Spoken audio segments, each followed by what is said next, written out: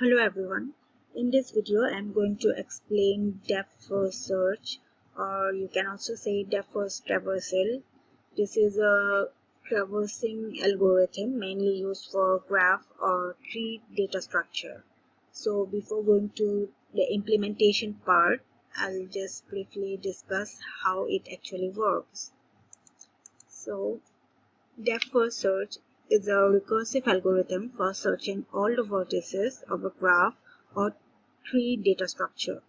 So it starts with the initial node of the graph and then goes to deeper and deeper until we find the goal node or the node which has no children. The algorithm then backtracks from the dead end towards the most recent node that is yet to be completely unexplored. So we can implement DFS using a stack. So a stack will help it to remember and to get the next vertex to start a search. So as I already mentioned, DFS can be used in both tree and the graph. So in case of tree, you can see from the diagram, starting from the source or the parent node, it will directly go to the last level by going through each level.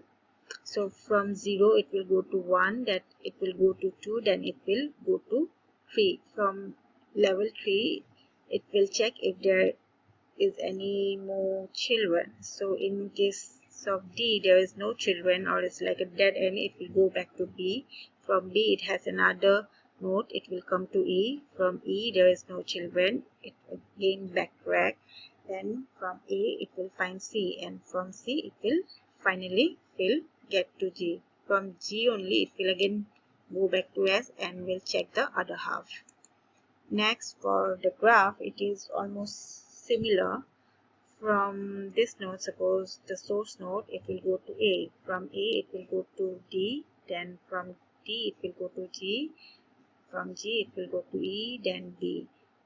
For B, there is no node adjacent to it, so it will backtrack and will come to G again. From G, it will again go to F, and then will finally go to C, and it will traverse all the nodes in the graph. Now let's see how we can implement DFS using program. So a standard DFS implementation puts each vertex of the graph into one of the two categories, either visited or not visited.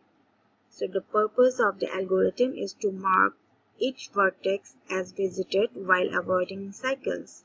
So DFS algorithm works with these following steps. Like, it will start by putting any one of the graph's vertices on top of a stack, and will take the top item of the stack and add it to the visited list. Then create a list of that vertex's adjacent nodes. Add the ones which aren't in the visited list to the top of the stack. Next, it will keep repeating step 2 and 3 until the stack is empty. So now let's check an example. Here I am taking a graph with 5 vertices and 5 edges.